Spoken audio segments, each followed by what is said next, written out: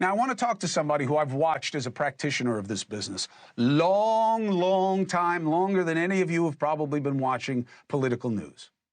One of the people who helped get Trump elected, okay? And one of the casualties of what some saw as a conspiracy of silence around the president. But he is a GOP operative par excellence. Dates back to the Nixon era, and if you don't believe it, there's a tattoo of the guy on his back. Mr. Roger Stone joins us now. Raj, it's good to see you. It's been a minute. Chris, thanks for having me on NewsNation. Glad to be here. Let me ask you something. Raj is always a fair broker with me, personal or professional. What do you think of NewsNation? What do you think what we're trying to do here? I like what you're trying to do. I think you try to tell both sides. That's why I was willing to come on. And look, I think more media is always better. More voices always better. I hate censorship, and I think the more diverse the media, the better. I'm always in favor of hearing all points of view, no matter how esoteric they may be. Raj, how scared are you about this AI stuff? I think it's petrifying. I've been the victim of it in some cases. It is absolutely amazing. I watched that or listened to that same Biden video, or I said audio, I guess was a robocall. I was actually approached by one of the guys who was involved in it to see whether I would interview him on my own show, The Stone Zone on 77 WABC in New York. I declined to do that, but it is uncanny.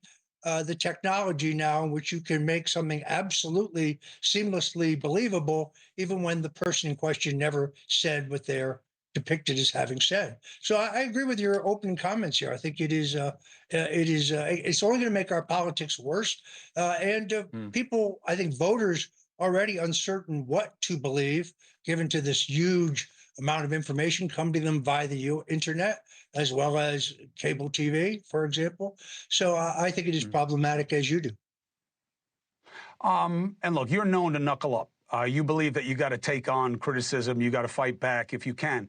That said, how would you suggest the administration play this Atlantic story about the reporter being put on a signal thread? Thank God you're not in there right now. Can you imagine if this had been tossed on your lap? But what do you think they should be doing with it as opposed to what they are doing with it? Look, the bottom line of it is, what policy did Donald Trump, the president, decide on? Every administration has internal discussions, internal debates. In the end, the president made a decision to attack the Houthis. They had been provocatively attacking us for a number of years. This also supported our European allies. At the end, there's only one guy who makes the call, and that's the president. And the vice president ultimately supported him. Internal debate is really not surprising. I understand the need of the news media to blow this into a tempest, but a week from now, nobody will be talking about it. I don't disagree with that. I'm saying putting the reporter on the thread, doing that kind of business on Signal, that's not the standard that you've ever heard of before in that capacity. Do you think they should use this as an opportunity to own it? I'm not talking internal debate. You're right about that. But that we shouldn't have done this way. I'm not going to trash the reporter. We made a mistake putting him on this thread. We're not going to do it again. Isn't that what they should be saying? Well, look, secure conversations shouldn't be had over any app that is available. I don't think they're any secure. I think all Americans, unfortunately, should assume that everything that you look at, everything you write, everything you say can ultimately be accessed. So I'm not going to criticize members of my own party, but in retrospect, they probably should have used a more secure chain. And I don't know how this reporter got attached to it. Frankly, I haven't even had a chance to read all of it. I've more read the media stories about it than actually looking at the exchange myself. I got you. Look, part of the problem is that people don't criticize their own party, but I can't blame you for that. That's the nature of the game. So why should I believe that this administration is being forthcoming about the JFK files? I feel. Let me answer my own question, Roger, and then you can debate my premise. Yeah. I think there's something else at play. I don't think it's Trump. I don't think it's Kash Patel. I don't think it's Bondi. And I am not a tinfoil hat guy, but if anybody was going to release this stuff, it would have been him. And first it was Pompeo that reportedly told him he can't do it. Now they're putting out all this stuff, but it's not what we're looking for, Raj. What's going on here? I think that in the end of the day, the president ordered the release of the JFK assassination records collection. And the problem is that not everything that we need to know is included in that collection. There are still, as we know, documents at the National Security Council, documents at the National Security Agency, documents at the FBI, the CIA, the Department of Defense that were not included.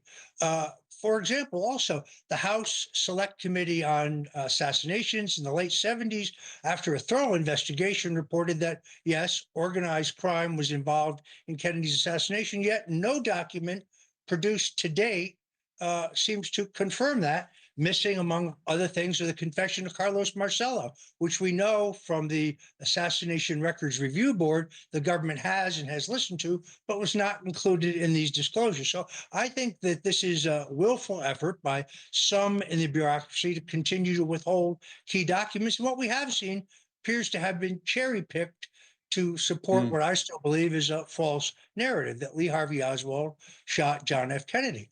The simple paraffin test conducted by the Dallas Police Department indicates that Oswald has no nitrates, no powder burns on his arms or his face or his cheeks or his hands.